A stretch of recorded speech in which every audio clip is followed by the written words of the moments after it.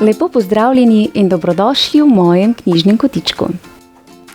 Današnjo pravljico poklanjam Zari Aši, ki ob večerih zelo rada prisluhne pravljicam. Zara Aša si želi slišati čudovito pravljico o kužku, ki je ostal sam, ko so se njegovi lastniki odpeljali na izlet. Osamljen kuža je taval naokrog in iskal prijatelja, s katerim bi se lahko igral. Srčno upam, da ga je tudi našel. Sedaj pa predlagam, da se udobno namestimo in prisluhnemo pravljični želji Zare Aše, nastale izpod peresa slovenske avtorice Tatjane Kokalj z naslovom Pomoli smrček v mojo knjigo.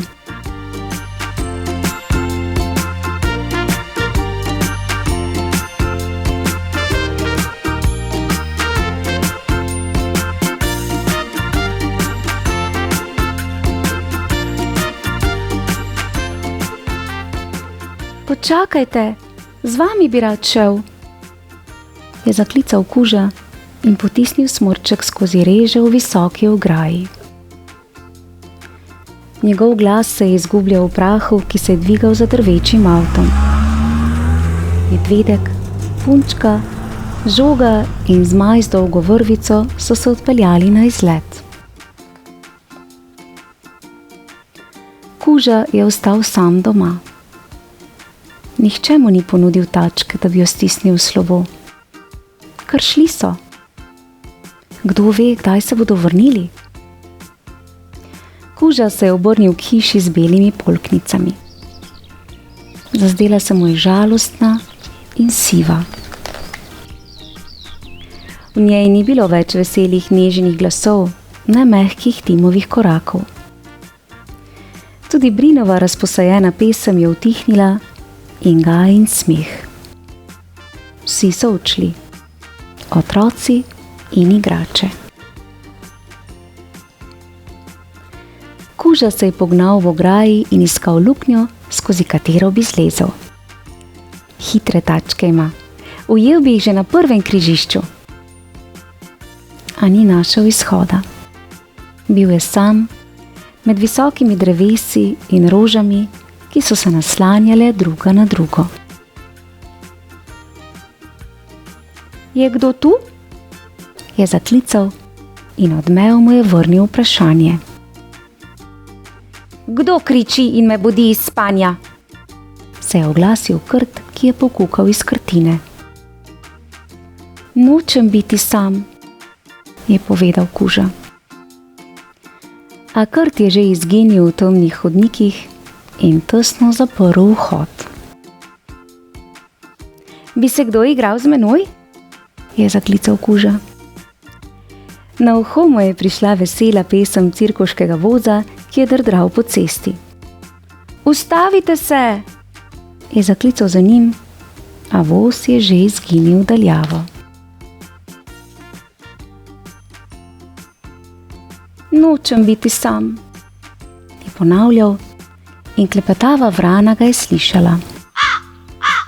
Kužko ni namenila niti besede. Preplavila ga je skrb. Kako dolgo bo ostal sam? Uro? 2? Ali ves dan? Morda več dni skupaj? Temne sence so se razpotegnile preko vrta. Metulji so zaprli krila, ptice so utihnile. Kuža je prijel glavo v svoje tačke, priprl oči in opazil lučko, ki je brlela skozi reže stare drvarnice. Stekel je bliže in prislonil uho k hrapavi steni. Nekdo je v drvarnici, je veselo pomislil. Razločno je slišal šum, kot bi nekdo obračal strani v knjigi. S tačko je potisnil vrata in vanje je hušknila svetloba. Dober večer, kuža, ga je pozdravil podganjek z očali na nosu. Kuža je stal na pragu in začudeno gledal knjige, ki so v visokih kupih ležale vse povsod. Vstopi, ga je povabil podganjek. Kuža je z repom zaprl vrata in ni vedel, kam bi se dal. Pomoli, smrčeku, mojo knjigo, je preprosto rekel podganjek in potisnil kužku knjigo v tačke. Kuža je prijel knjigo in počasi obrnil prvo stran. Ni bil več sam. Sedel je v topli drvarnici, ob sebi je imel prijatelja in z njim je odšel na potovanje v neznano deželo.